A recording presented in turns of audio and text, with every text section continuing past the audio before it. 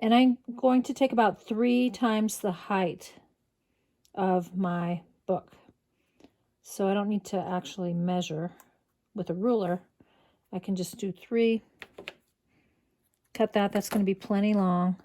Then I just want to show you, this is beeswax. It coats the string, makes it a little slicker. You don't have to have it, but bookbinders often use it. And you can buy waxed linen that's already waxed as well. Thread my needle. Now you don't tie a knot.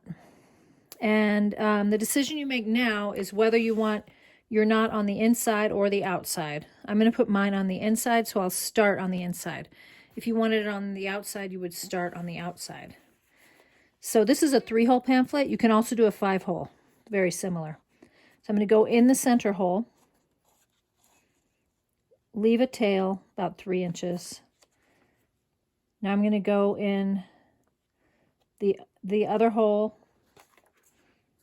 Sometimes you have to kind of sight at the bottom in this case. Make sure you don't pull that through. And now I'm going to go all the way to the top into the 3rd hole. And now I have the string on the left. See, I want to come out on the right. Or if you don't come out on the right, you can just move it. I'm going to go back into the center hole.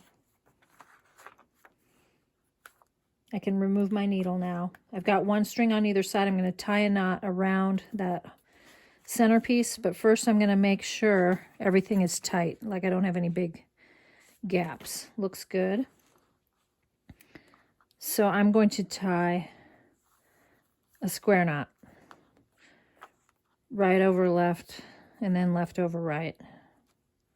You could tie a bow in there. Do whatever you want.